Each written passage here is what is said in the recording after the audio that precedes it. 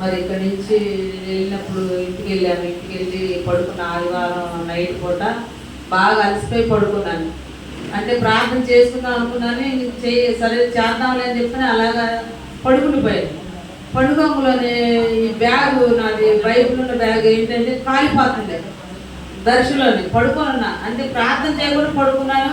Bible ఉన్నది bag ఇలా గోడ తగిలించాను, అది కాలిపోతుంది.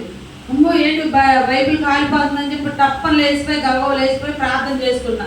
ప్రభా నన్ను క్షమించిన, బుద్ధిహీన క్షమించిన, బలహీనతను క్షమించయ్యా, నేను అలాగా నిద్రపోతున్నాను ప్రభా అని చెప్పి గట్టి గట్టిగా లేచి ప్రార్థన చేసుకున్నా. బాగా ప్రార్థన చేసుకున్న కాసేపటికి అలా చేసుకుంటూనే ఉన్నాను. కింద పెద్ద గోల. మా ఇంటి పక్కనేనండి యవ్వనస్తులు, మరి మళ్ళీ 5గురు మరి ఏదో ఊరు వెళ్ళారంట. ఊరెళ్ళి రిటర్న్ అయ్యి వస్తుంటే 5గురు మరి 6గురు వెళ్ళారంట. 5గురు స్పాట్లోనే చనిపోయారు, 4 చనిపోయారు. మా ఇంటి పక్కన ఒక కుర్రోడు బాంబే కాలంలో 3 అంట, 4 అంట బాంబే కాలంలో. మాకైతే తెలియదు. నేను ప్రార్థన చేస్తూనే ఉన్నాను. ఆ అరగంట, పావు గంటకే, అరగంట కూడా కాదు, పావు గంటలోనే పెద్ద కేక. మా ఇంటి పక్కనే ఆమె గట్టిగా అరిసి ఏడుస్తుంది. మా చుట్టుపక్కల వాళ్ళందరూ నేను ప్రార్థన చేస్తూనే ఉన్నాను, వాళ్ళు ఏడుస్తూనే ఉన్నారు.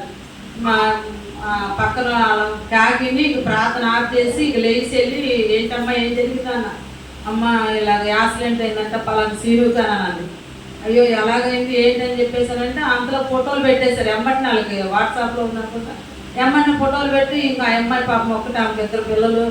ఇంక గవ్వం నేను కూడా కిందకి వెళ్ళిపోయాను. తాళం తీసి కిందకి వెళ్తే ఫోటోలు చూపించారు నాకు. వెంటనే అమ్మ ఇదిగో మరి బతికున్నారు చూడు, చచ్చిపోయారు చూడు అని అంటే ఒక్కరు గుండె జారిపోయింది.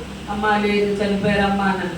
వాళ్ళకు కూడా కంఫర్మ్ అవ్వలేదు, వాళ్ళు చచ్చిపోయారని కూడా వాళ్ళకు కూడా తెలియదు. వాళ్ళు ఏడుస్తున్నారు. నేను ఫోటో చూసాక అమ్మ లేదు చనిపోయారమ్మా అన్నాను. చనిపోయారని చెప్పి నా గుండె జారిపోయి ఏంటి ప్రభా ఇలాగ అయిపోయిందని చెప్పేసి అసలు ముగ్గురు కూడా పాపం చిన్న చిన్న పిల్లలండి. ఒక పిల్లోడికి అయితే 6 నెలల పిల్లోడు అంట. అసలు మన నెల్లి చూస్తే ఎంత ఘోరం అంటే అంత ఘోరం, ఎంతో పరిస్థితి ఘోరంగా ఉంది. మరి యవనస్తుల గురించి బాగా ప్రార్థన చేయండి. నేను కూడా ప్రార్థన చేయకపోవటమే నాకు తప్పు అనుకుంటా. నేను తక్కువలేసి ప్రార్థన చేసి నా ఇంటి పక్కకు కీడొచ్చేది కూడా నేను కనిపెట్టలేకపోయాను. దయతో దేవుడు నన్ను క్షమించాలి.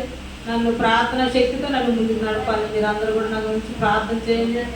మరి ఎటువంటి దోషం నా మీద, నా బిడ్డల మీద రాకుండా మీరు అందరూ నా గురించి ప్రార్థన చేయమని అడుగుతున్నాను. ఇచ్చిన సాక్షం దేవుడు దీవిస్తున్నారు.